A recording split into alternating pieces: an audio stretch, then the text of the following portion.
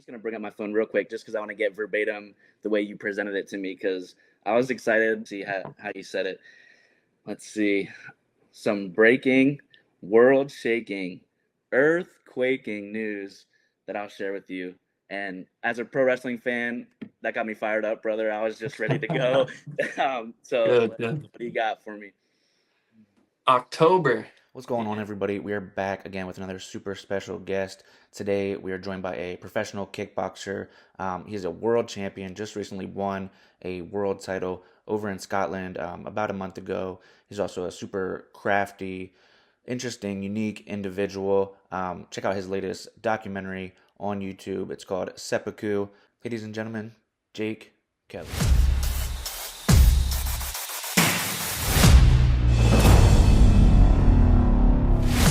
To have you on. So just thanks so much for being with us today. Absolutely, brother. It's been a long time coming. You hit me up yesterday, actually. We've had this plan for a little bit, but you hit me up, told me you had some big news, but I want to wait and do that a little bit later. You got back that was about a month ago now. So I just want to recap that trip to Scotland. Just first of all, like the culture and everything like that. I've been outside the country, but never been to Europe. So what was that experience like for you? Scotland was one of those places that was definitely not on my bucket list to go to. But after going there, it's going to be tough to go anywhere else in the world that's going to top that. It was such a mix of modern world and old world. Like you're walking down Glasgow, which is one of the biggest cities, and I guess the easiest comparison to the States is like New York. So, they have new buildings, new high rises, new skyscrapers, things like that. But then right next to it, there's a building that's 700 years old that's etched out of stone and has these very intricate gargoyles on top. And it was the coolest place I've ever been. It was super sweet. The people were really nice. Just everything was so green. To be honest, the thing that kind of caught me off guard the most and kind of caught my attention first was just how clean everything was. Like the air felt clean, the streets were clean. It was just, it was like a storybook place.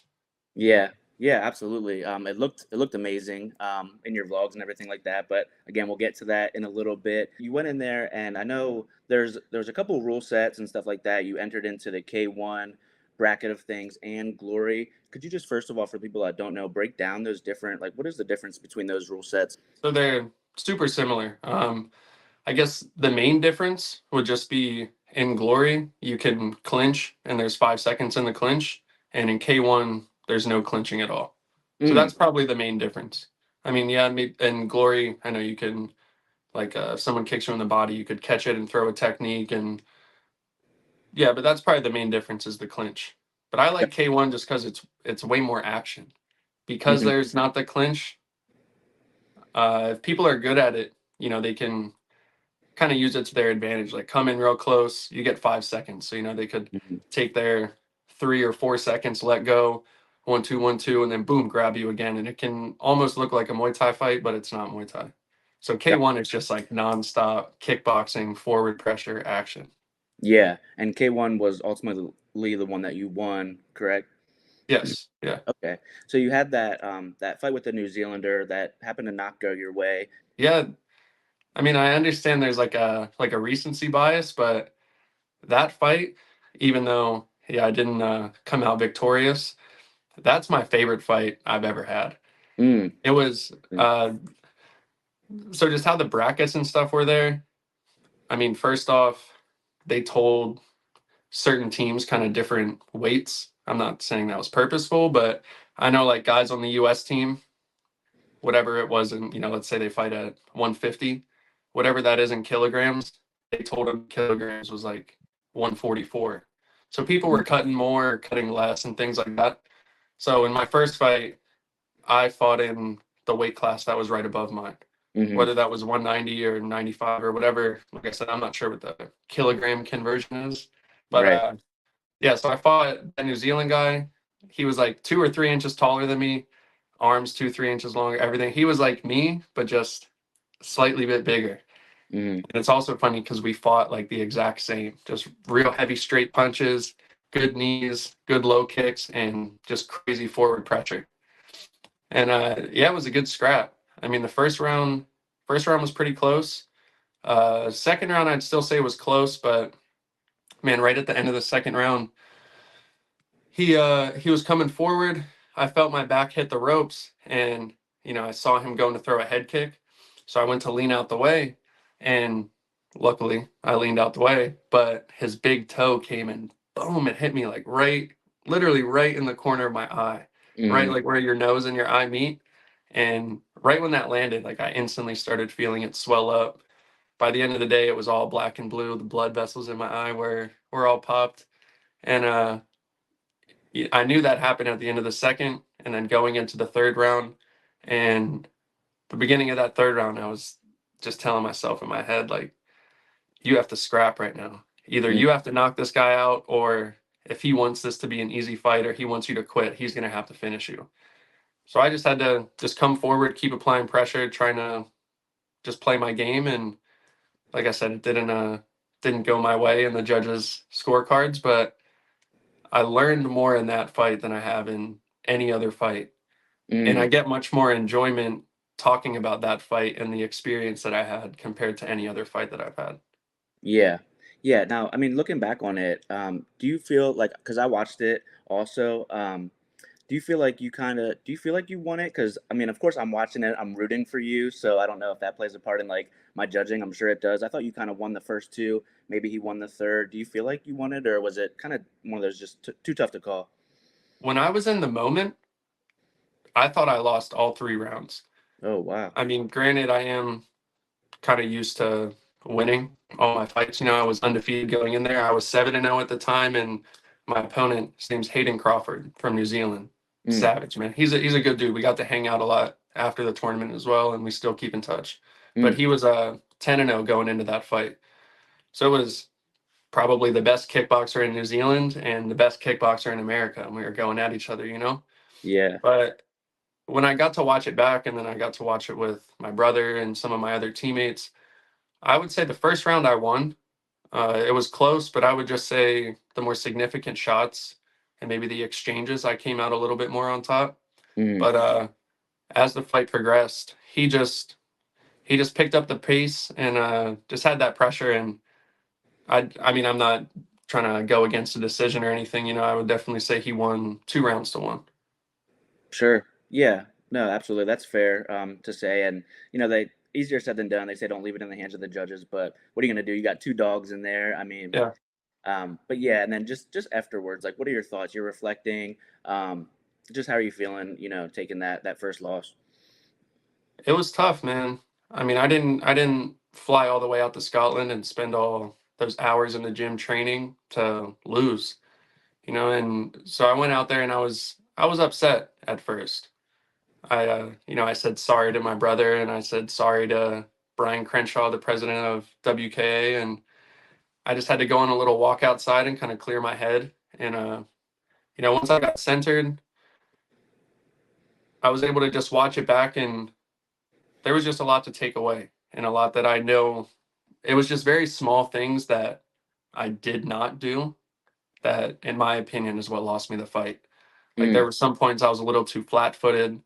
I wasn't diversifying my attacks enough, which is I went back to the gym. I got home on a Tuesday and I was back in the gym on a Thursday. mm-hmm. And right away, the first thing in my head and that I was telling my teammates was like, we have to always diversify our attacks, whether we're even because I'm very punch heavy. I like punching people in the face, man. It's the most fun thing. But I can't get too reliant on that. I still have to be kicking you in the legs and kicking you in the bodies and threatening with my knees because even if I'm ultimately setting up my hands, I have to have my opponent worrying about all the other attacks. And that was something that I kind of lacked in that fight. And that's probably the main takeaway, I would say. Mm. Diversified attacks and just can't be too flat footed at times. I got to always be moving and picking my angles and setting stuff up. Yeah, yeah, for sure. And then you go into the next bout. Um, you get the championship win. Did that kind of go how you expected it to? Yeah, it was cool going into, I mean, that was my first international competition. Like, I wrestled my whole life too, which is also what made that loss a little easier because I would say I was an above average wrestler, but I wasn't the best. I never had an undefeated season, but in wrestling, if you lose on a Tuesday, you got another match on a Thursday. Or at a tournament, you lose in the semis, you got to wrestle back for third. So you kind of have to be able to just learn and get over that loss really quick. Right. So that helped me regain my mental composure from that New Zealand fight. And like I was saying, I've never competed internationally, so I was kind of just comparing, all right, I'm fighting New Zealand. Who do I know from New Zealand? Dan Hooker. Dan Mm. Hooker is a savage. So I know that this fight is just going to be a scrap and this dude's not going to have quit. And then when I fought Brazil in my second fight, you look at someone like Pereira or Charles Oliveira, and it's just like those guys are dogs, man. They will never stop coming forward. Everything is Dog. heavy. Everything is to kill you. It's not just like I'm throwing stuff to set it up. Like everything is to kill you. Mm. So I was mentally prepared for a war, and man, that crazy Brazilian did not disappoint at all. That was honestly, that fight, even though I won, was tougher physically than the New Zealand fight. It Mm. was just the New Zealand fight. I feel like once things, because that was the first time things didn't go my way, so I kind of started getting in my head a little bit, and Mm. then I started like trying to play catch up. And then I knew going into Brazil, it was like, hey man, this is your last fight here.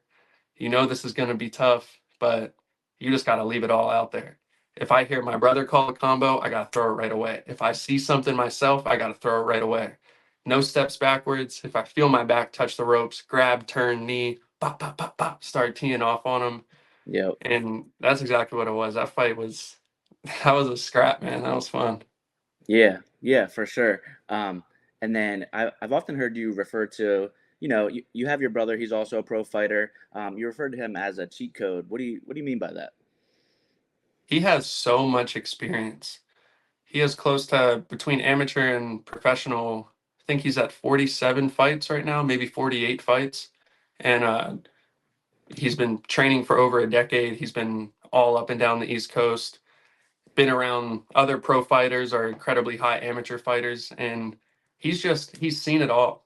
And I've never met somebody who is so obsessed with fighting Mm. in my life.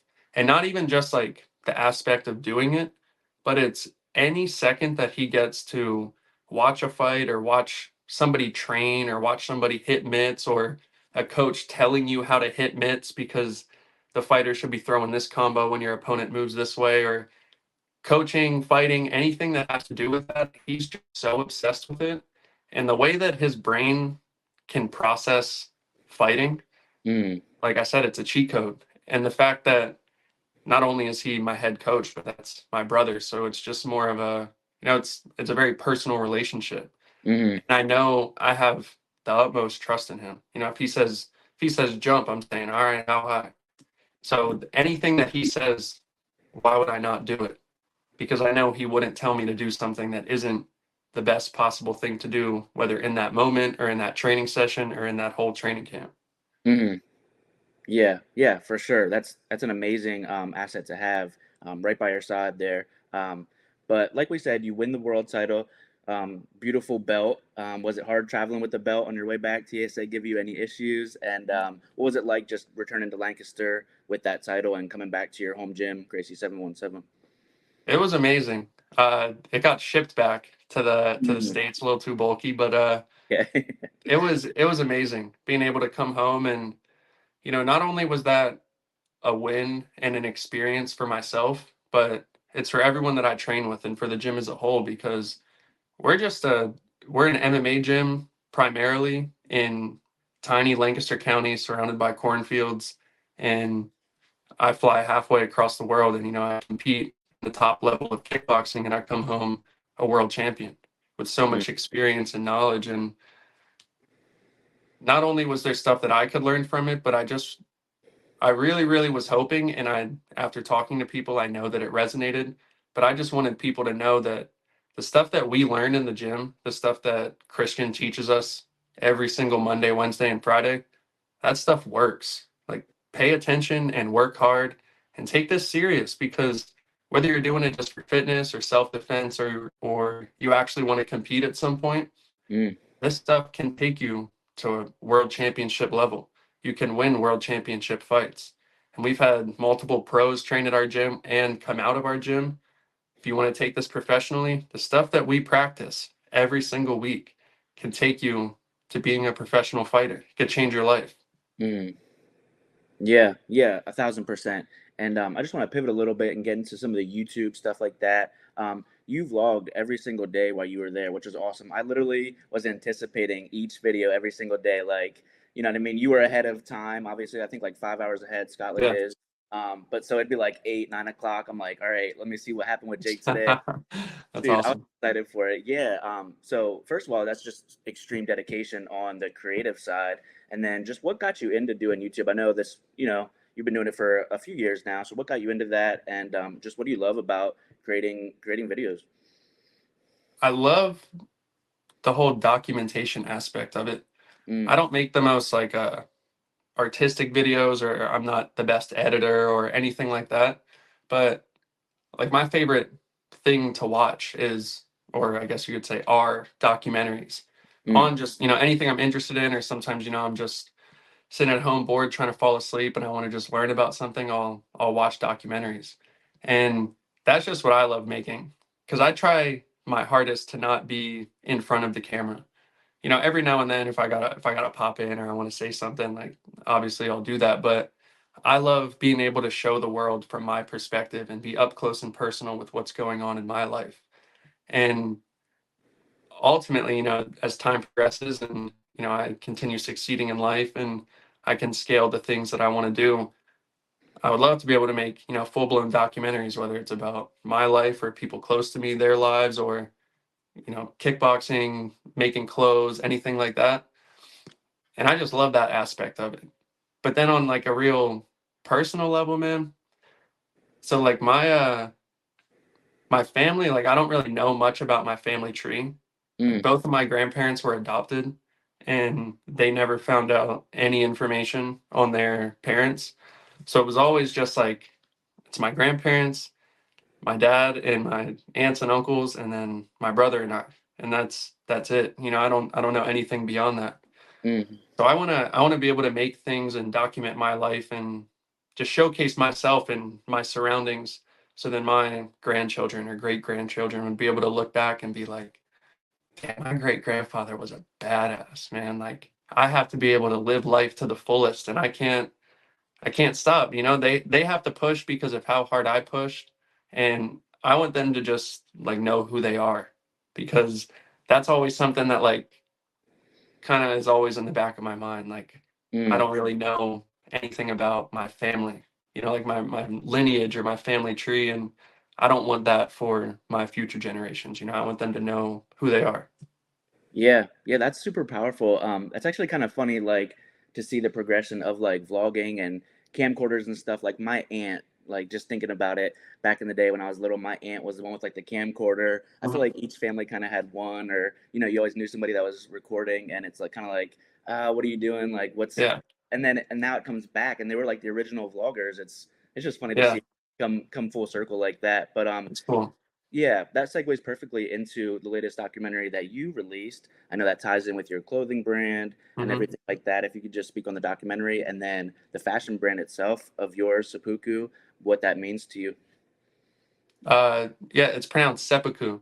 Oh, And seppuku. Oh, sorry, I knew I'd butcher it's all that. good. It's all good.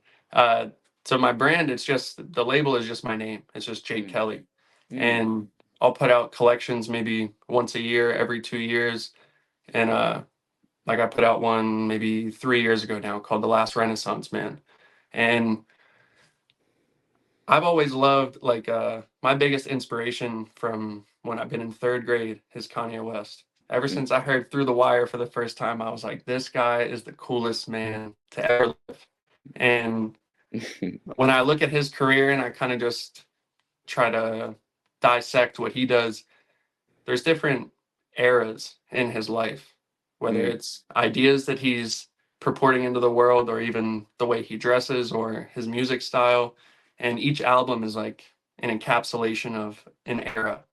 whether it's, like I said, the name, the aesthetics, the fashion behind it, everything like that. So that's what I am doing with my brand. Yeah, I'll put things out, every couple months, shirts or hoodies or jackets or this or that. But the collections that's the meat and potatoes of it. That's what I really want to leave behind. Mm-hmm. And seppuku, what that is, I guess in a short definition, is when samurais would either have their last battle or they would uh, dishonor their family or the people who were above them to gain respect back and have the ultimate sacrifice, seppuku. That's how they would kill themselves. They'd stick a sword in their stomach and rip it open, and that was their honorable death. And obviously, I'm not going to stick a sword in my stomach and kill myself, but it's just the meaning behind that. It's a way to go out honorably. And Mm. I grew up kickboxing my whole life and wrestling my whole life, and when I graduated high school, I really wanted to learn how to make clothes and just get this whole creative mind to work, because to be honest, there's not many resources where I live to be able to be creative. And Mm-hmm. it's a very industrial and manufacturing area, so it's not even received in the best way. People just, for lack of a better way to put it, people just kind of think that stuff is dumb. Like, why are you Yeah. making art? Why do you make clothes? Why do you make music? Like, it's just not, people don't look at it for what it actually is. Right. So I move away and, I'm going to college and having all these experiences, and then I graduate, and then I'm working and I'm all the way across the country. And, I just decided one day, I was just looking at my life and the position I was in and what I wanted to do with my future and where I was at, geographically where I was at. And I was like, you know what? I'm going to continue making clothes, continue being this creative individual, because that's who I ultimately am at the end of the day. But I'm going to move back to Lancaster and I'm going to start fighting again. And, I'm just going to represent for the people that I grew up with, the people that helped raise me. Mm. And that was where the idea for SEPPUKU came from. Getting back into fighting, I was at college living on my own, so it was just a completely different lifestyle than a fighter lifestyle. So I had to get that samurai mentality, that warrior's mindset, and just rededicate myself to this and cut out a lot of things that were in my life and then add new things into my life that were going to benefit me. And it really just kept me focused. And Mm. it made me, I was a samurai. That's how I felt for the past 18 months since I moved home. And that was even more pressure on me to win this world championship. Like, I love pressure so much. That's my favorite feeling, because it's like, it's all eyes on you. It's the spotlight. You have to perform in that moment. And when I moved home, I knew I was going to make this collection, and I started working on it progressively. And I was like, all right, when do I want to put this out?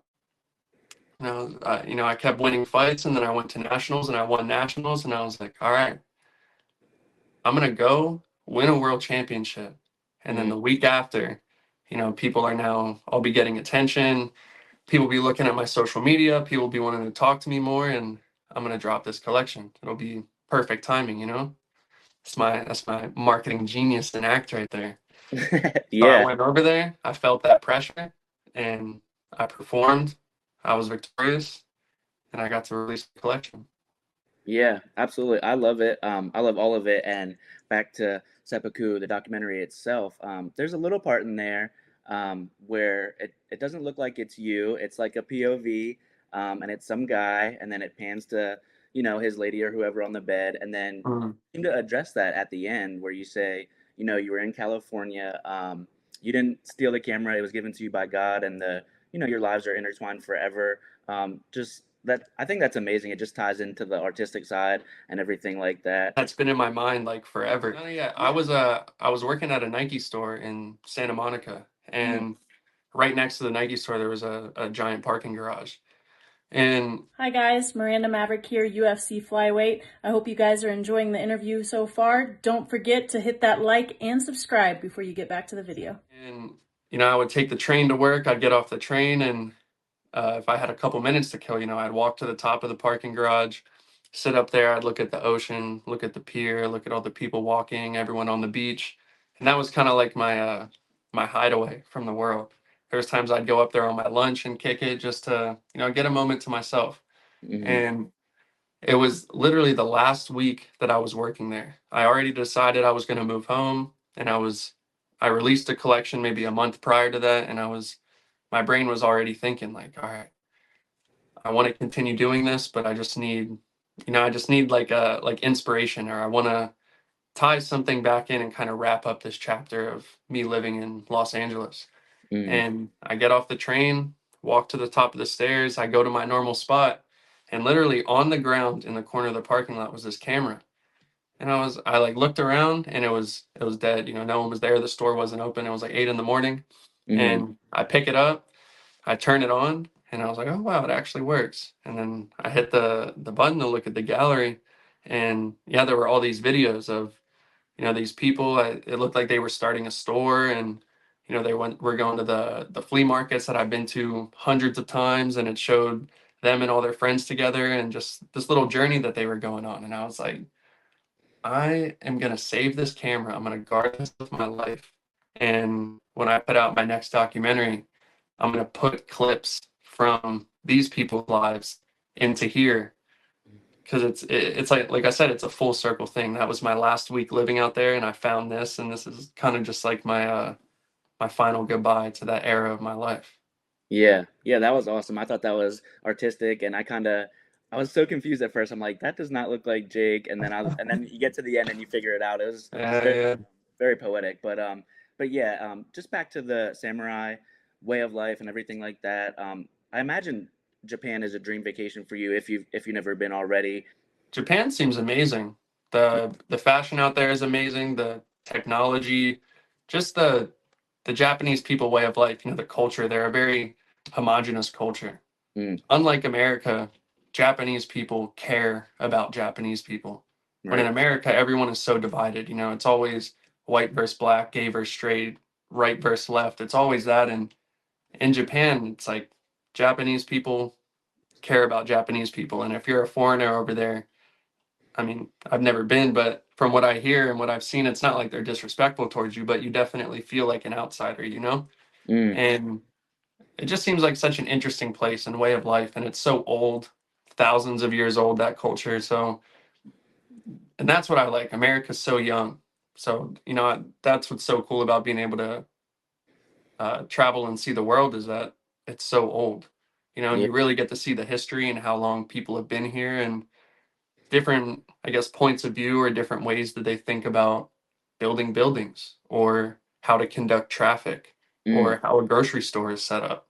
And Japan is just on a different wavelength. So it's always been somewhere that I want to go. But the whole point of the collection, it's not about, like Japan inspired. It was literally this warrior lifestyle that I'm now returning to and embarking on. And samurais are just the coolest people of all time. Like, they look the coolest. They're the most badass. They got the giant sword. Like, they're just the coolest warriors to ever live. mm, And the creed that they stuck to and how they live their lives, just in my mind, that is the perfect way to live and operate as a fighter. mm. So that's where the whole inspiration behind the collection and seppuku came from. Yeah, yeah, absolutely. That's awesome. And then another thing, I call back to the vlogs that you mentioned a couple times before you actually became world champ, is that I'm already a champion. I just got to go do it. Hmm. What does that come from? The mind is so powerful. Mm, If you believe something yourself, it's already real. mm, You just have to go and make things happen, and you just have to take the action. But so many people get caught up. I mean, you hear people nowadays, I'm so depressed, I'm so sad. There's so much this, like, everybody just complains about everything, and they say their life isn't where they want it to be. But then it's, oh, but I dream of doing this and I dream of doing that. And something, when I moved to California, what that really taught me was, like, if you just think that you want to do something, whether it goes the way you want it to or it doesn't go the way you want it to, just go and do it. Like, mm, no, there is literally nobody holding you back from doing anything that you want to do in your life except for yourself. yeah. So if you can truly believe something and believe it into reality and take the necessary actions to bring it to fruition, that's the true power of the mind. And I rely on that more than anything else. Whether it's, like I said, things that I'm trying to accomplish in my life, or whether I am fighting the best people in the world, or I go to other gyms and I spar pro fighters, like, I don't care who they are, what their record is, their skills, their accolades, anything. Like, I am the best kickboxer in the world. And if we are kickboxing, I will beat you. And I don't care what you do or what you try to do or who you are. Like, you are not better than me. And I just believe in myself more than anyone else. Yeah. Yeah, I love that. I think that's super powerful stuff. I think, like you said, a lot of people complain and stuff like that, and just pessimistic overall. But I think like the ultimate battle is me versus me, or you versus you. And I feel like the sooner people kind of understand that or realize that, then like the better off they'll be. But yeah, just super powerful stuff, and that's great for you to have that, that oversight or way of thinking. But I just want to pivot and do some fun kind of side questions. Do you have like a dream training partner? Man, it's tough to pick one. These are the two people that I look to for inspiration in fighting the most. It Mm-hmm. would be Alex Pereira and Chingiz Alazov. Mm. Pereira, one, I mean, he's just a killer. And his style is so unique, and we're built very similar. We're the same height, probably have the same reach, fight at the same weight class, or, I mean, he's at 205 now, but he's at 85 majority of his career. So if I could just be able to pick his brain, and he's so smart when you listen, I mean, in general, but when you listen to him talk about combat, the way that he just breaks things down and the stuff that he sees and almost how simple he makes everything. Like, I always watch his stuff on YouTube, when like his training stuff is my most favorite, Mm-hmm. because you get to hear him, like I said, explain what he sees and how he processes what's going on in front of him.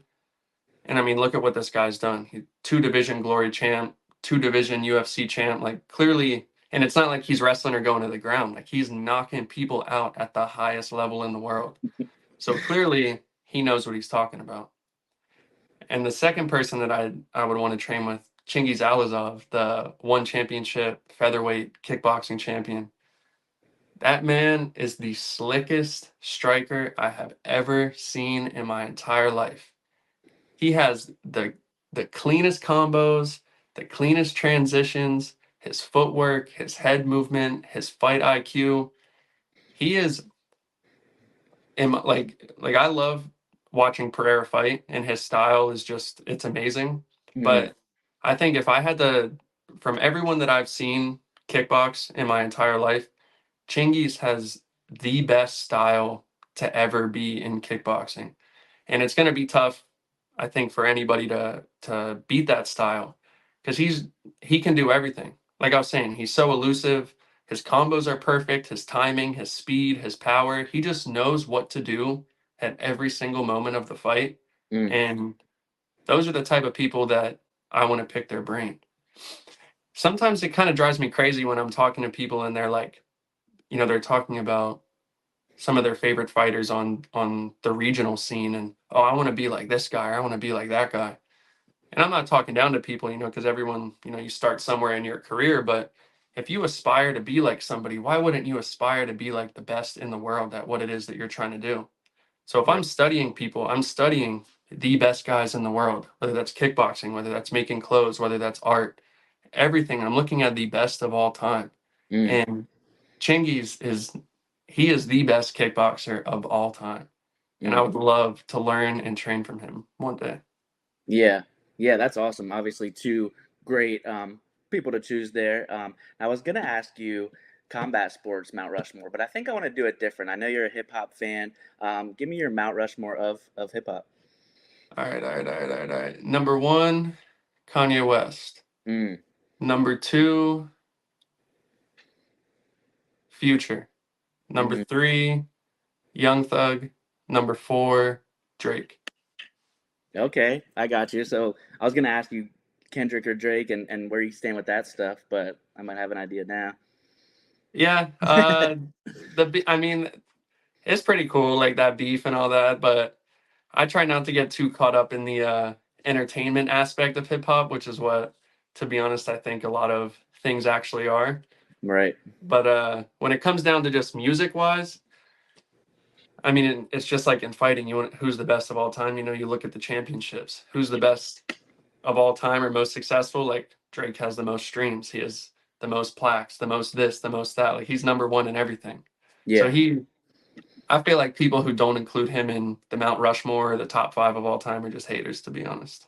Yeah. But number one, Kanye West, man, greatest to ever do it.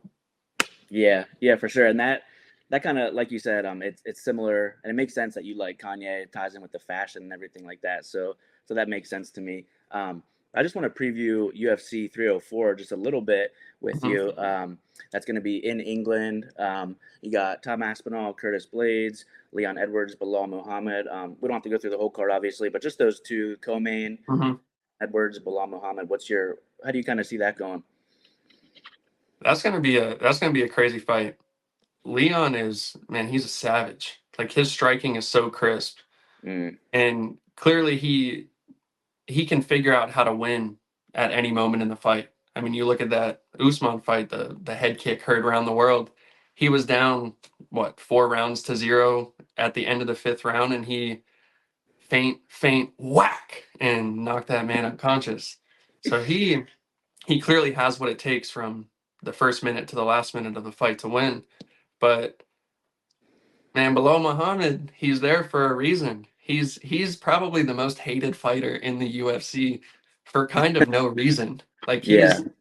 he just dominates everybody. Maybe Mm, it's not the biggest knockout artist or anything like that, but he just dominates people. yeah. And I think if Leon can just use good footwork and keep Bilal away and or defend the takedowns and stay off the cage, I think Leon's going to come out with the strap. Yeah. Yeah, I agree. I think, yeah, Bilal definitely gets a lot of unnecessary hate. I think Hmm. him and Aljamain are like top two for most hated Oh for. yeah, I'm a fan. absolutely. I like both of them. But then Yeah. in that main event, Aspinall versus Curtis Blades. So technically, both of these fights are like rematches, but they had freak accidents. Hmm. Tom Aspinall blew his leg out in that fight, but Tom Aspinall, Curtis Blades, technically the rematch. Who do you see coming out on top, and how do you see that going? That's a crazy fight. In heavyweight, I mean, I'm not one to bet. I'm not a gambler, and I definitely don't advocate for gambling. But if I was a betting man, heavyweight would be the last division that I would ever bet on. Because Yeah. those guys, they all hit so hard. Like they could just knock somebody out at any moment. Right. But I'm gonna have to side with Aspinall on that because Mm, not even that I've watched his whole career or I know more than like 3 fights of his, but just how he's looked in recent years, that's a dangerous man. He's so quick, and that's the thing that's most impressive to me. Is as a heavyweight, it looks like he's a featherweight moving around in there. So light on his feet, his punches are so snappy, everything is just so fast. He can yeah. evade shots. His he has amazing eyes, if that makes sense. Yeah. The way that he sees things and digests things, I think that I think that is what's ultimately going to bring him to victory. And to be honest, I think he's going to finish him just because he's going to finish Curtis Blades just because of how powerful those guys are. Not that Curtis Blades is a bad fighter, but they're just so dangerous in any shot that lands, someone's going out. Yeah, yeah, absolutely. I think Aspinall gets it done too. Like you said, so fast for his size. But he Curtis, ain't beating Jones though. no, yeah, I don't think I don't think so either. But yeah, Aspinall and Blades, it's like um, Blades' last fight versus Jailton Almeida. I mean, Almeida's pretty small for a heavyweight. I don't know, comes in at 230 or whatever, but submission specialist. I think Hmm. the Aspinall and Blades fight could look similar to Blades versus Almeida, but going against Blades, maybe going for the takedown and getting smoked coming in or something like that. Yeah, it'll But be yeah, interesting. That'll be an exciting fight for sure. yeah, yeah, for sure. So the moment, at least I've been waiting for this whole time, the big news. I actually want to. I'm just gonna bring up my phone real quick, just because I want to get verbatim the way you presented it to me, because I was excited, and now I'm even more fired up, or got me even more fired up for this. Let me see how you said it. Let's see. Some breaking, world shaking, earth quaking news that I'll share with you. And as a pro wrestling fan, that got me fired up, brother. I was just ready to go. So Good, good. what do you got for me? October, the end of October this year, I will be flying across the world once again to compete for the ISKA Kickboxing World Championship in Vienna, Austria. Whoa, that's massive. That's Yeah, crazy. just finalized that yesterday after talking with my brother. Finally realized this is what I need to do. And if I Mm, want to take my career to where I want it to, I need to fight and beat the best competition in the world. So not only did I win a world championship in June, a couple mm, months later in October, I'm about to fly across the world again and win another one. man, that's amazing. Is this something that you kind of knew of? Has it been in the works for a little bit and just got finalized, or is it kind of a surprise for you also? To be honest, it was quite a surprise. I'm not sure if you know who it is, but it's Chase Walden, Chase the Weapon Walden. He was a Okay. professional kickboxer and or Muay Thai fighter, and he works for ISKA and does a lot of reffing and judging, all around the country for fights. And he messaged my brother, and my brother told him to message me, and he said, we've had our eye on you. I got to ref your fight at nationals in 2023. You guys were very impressive, and we want to invite you onto Team USA and go to Austria and fight for the strap. Man, that's amazing. That's huge. Are you breaking it with us too? Have you announced that anywhere else yet, or? The only person I've talked to about it is my brother. Yeah. Oh, we appreciate the exclusive. That's amazing. Um, Now something else I wanted to talk to you about. I've been championing you for like karate combat. Is that something you'd be interested in? Okay. Karate combat is, maybe it's not the biggest promotion in the world, like it's not a glory or a one championship, Mm, but it is the coolest promotion ever. Like yeah. that, my brother and I watch it all the time, and Mm, I'm always watching highlights of it on YouTube or on Instagram, and just the whole concept behind it. Like, some people clown on it, but I think it's so cool how people wear the gi pants and the rule set. That's like the coolest rule set too. It's pretty much, it's kickboxing but with takedowns and then 5 seconds of ground and pound. Like, that's the coolest rule set ever. And I wrestled my whole life, so if I want to pick someone up and dump them on their head, I could do that.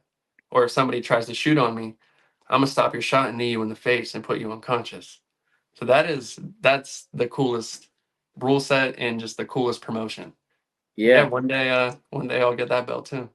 Yeah, yeah, for sure. I think you would do amazing in there. I don't know what their middleweight or what they call their, 185, 190, Hmm.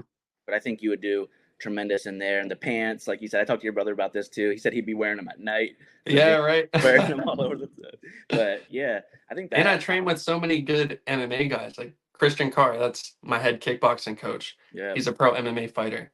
On Saturdays, he thankfully he took me up to Algeo MMA in King of Prussia, where Bill Algeo, UFC fighter, trains. Joey mm, Milano, up and coming amateur MMA fighter.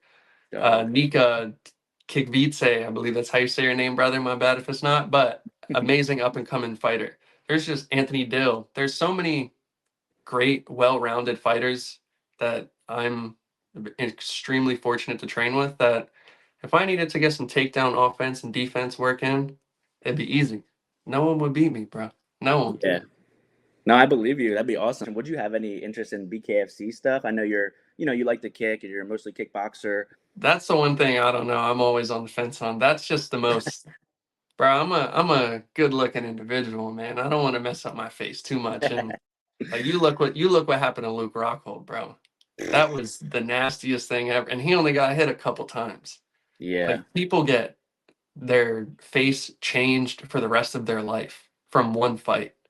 Mm, And I mean, I guess never say never. If the bag was big enough, if Dave Feldman wanted to cut me that big of a check. But as of right now, out of all the promotions and rule sets, BKFC might be at the bottom. yeah. No, I don't blame you at all. Your brother said the same exact thing. He's not trying to be cut and everything like that. So I understand. But also Jake Paul, Mike Perry. Just before I get you out of here, that I know Mhm. that's regular boxing, not BKFC. How do you see that going? Mike Perry is a savage, and Jake Paul is good. Like, Yeah. I like everybody. I used to hate on YouTuber, oh this, oh that, but in the back of my head, I always thought when he started fighting, I had 3 kickboxing fights at the time, and I was 3-0 in kickboxing. So I always said in my head, like, I don't think he's good until he's 4-0 because then he has more Mhm. fights than me. And Yeah. then he won, and he won again. And I Mhm. was like, you know what? This man's actually pretty legit. And then you see him training, and clearly he's dedicated his life to this, and he's solid, man. He's good.